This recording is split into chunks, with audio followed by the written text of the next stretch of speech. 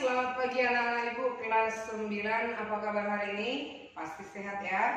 Semoga kita tetap dalam lindungan yang Maha Kuasa. Dan ibu harapkan dengan belajar online, belajar dari rumah, kalian tetap menjaga kebersihan, kesehatan, dan kurangi intensitas keluar rumah supaya kita terbebas dari virus corona atau penyakit-penyakit yang bisa membahayakan kita. Ingat ya, jaga kebersihan setiap keluar, jangan lupa gunakan masker. Kalaupun tidak penting-penting sekali, usahakan tidak usah pergi keluar atau berpergian kemanapun. Baik, pembelajaran sebelumnya kita masuk pada mengidentifikasi unsur pembangun cerpen. Ibu sudah ada meminta kalian untuk mengamati teks cerita pendek berjudul Keadilan karya Putu Wijaya di halaman 67 sampai 69. Lalu setelah itu juga ibu sudah minta kamu untuk mengidentifikasi informasi atau unsur pembangun dari cerpen. Ibu meminta kamu mengamati dan menjawab pertanyaan di halaman 69 sampai 70. Nah, kalian ada sudah beberapa mengumpul, ada lagi beberapa yang belum, ya. Ibu harapkan bagi yang belum supaya dikerjakan, kumpulkan. Nah, untuk itu ibu akan memberikan pencerahan mengenai jawaban dari pertanyaan yang ada di halaman 69 sampai 70. Kalau misalnya benar ya di checklist, kalau misalnya kurang tepat boleh diperbaiki. Nah, untuk yang pertama, kemarin ibu minta kalian mengidentifikasi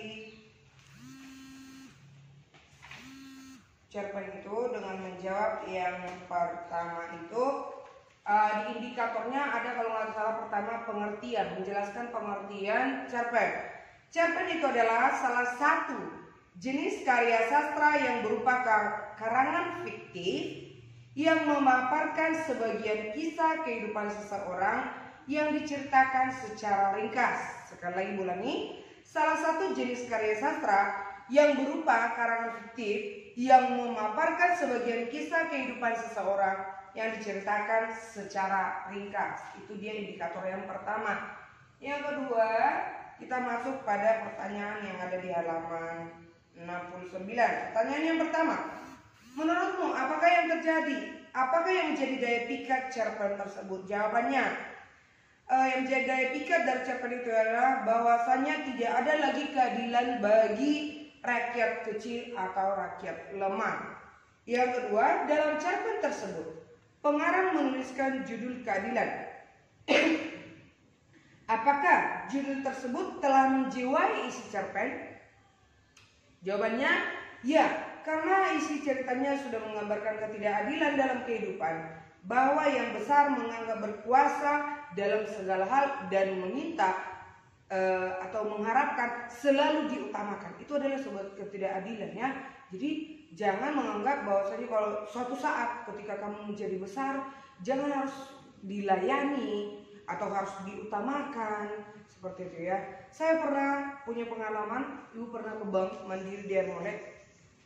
Tapi bukan bermaksud menjelek-jelekkan oknum tertentu. Dia seorang ASN dan memiliki jabatan di Kecamatan Pasir Penyu ini. Saya kenal, cuman mungkin bapak itu tidak mengenal saya karena beliau pernah datang menghadiri acara kita di sekolah ini. Nah, ketika di bank, semua orang pada ngantri. Nah, dia duduk di depan teller. Tapi ya itu mungkin sudah jadi hal yang lumrah, tapi itu sebuah kesalahan. Itu artinya sudah tidak adil. Bukan berarti dia menjadi orang besar lalu dia diutamakan gitu ya. Dan pihak banknya, mari pak, dia tidak punya nomor antrian. Kalau memang dia orang yang memiliki sikap atau yang karakter yang bertanggung jawab supaya merasa adil, harusnya walaupun pihak bank mengatakan mari saya layani, dia harusnya tidak, saya ikut nomor antrian. Tetapi ketika itu ya dia diutamakan karena dia memiliki jabatan. Ibu yang antri berlama-lama malah di nomor 2 kan ya, tapi tidak masalah ya. Itu jadi hal yang lumrah di Indonesia, tapi itu hal yang harus kita pangkas, kita buang ya. Jadi ketika kamu jadi besar, jangan harus diutamakan atau menjadi diduliankan karena kamu memiliki jabatan. Sama seperti di sini, penjual es, Pak Sosan meminta penjual es itu mengutamakan dia untuk dilayani, padahal anak-anak di dalam cerita ini lebih dulu mengantri untuk membeli esnya. Seperti itu ya. Lalu nomor 3, adakah bagian cerita yang menggambarkan pertentangan mengenai keadilan? Ya, karena ketika Pak Ahmad, tukang es, dan Pak Sersan di situ berdebat, itu merupakan pertentangan ya. Karena kenapa mereka berdebat? Karena adanya ketidakadilan di dalam cerita tersebut. Lalu yang keempat, menurutmu siapakah tokoh yang diperlakukan tidak adil dalam cerpen tersebut? Yang tidak diperlakukan secara adil adalah, yang paling utama adalah Pak Ahmad. Sebenarnya ada banyak anak-anak juga diperlakukan tidak adil. Masa yang mereka antri dulu membeli es yang dilayani terlebih dahulu Pak Sarsan, tetapi yang paling menonjol di sini adalah Pak Ahmad. Karena apa? Dia sudah membela tukang es, tetapi malah dia dibentak, dimarah, dan disuruh membayar 50.000. Dia sudah mendapatkan 2 kali ketidakadilan. Nomor 5, jelaskan sikap yang sangat tidak terpuji pada toko penjual es. Ia membentak Pak Ahmad dan meminta Pak Ahmad untuk mengganti uang atau memberikan uang untuk mengganti gelasnya sebesar 50.000 rupiah. Nomor 6, jelaskan sikap positif dan negatif Pak Ahmad dalam cerpen tersebut. Baik, sikap positifnya ia menyelamatkan penjual es dari tolongan pistol oleh Pak Sersan. Sedangkan sikap negatifnya ia ingin didahulukan atau ingin dilayani terlebih dahulu. Nomor 7, jelaskan makna keadilan di mata penjual es, Pak Sersan, anak-anak, dan Pak Ahmad. Di mata penjual es, Pak Ahmad harus membayar 50.000. Itu adalah keadilan yang diharapkan. Sedangkan Pak Sersan, penjual es itu minggat atau pergi dari depan rumahnya. Untuk anak-anak, keadilan yang diharapkan adalah mendapatkan es dengan cepat. Pak Ahmad mendapatkan es lebih cepat dan pengorbanannya atau jasanya dihargai. Baik, nomor 8. Pak Ahmad mengatakan citra anak bangsa terhadap keadilan sudah sangat berbeda-beda. Jelaskan maksud pernyataan tersebut. Ya, artinya penilaian atau pandangan orang terhadap keadilan itu saat ini sudah semakin surut. Seperti itu ya. Atau bisa dikatakan hilang. Lalu nomor 9. Apa pula makna pernyataan Pak Ahmad? Apa yang sedang terjadi dengan bangsaku ini?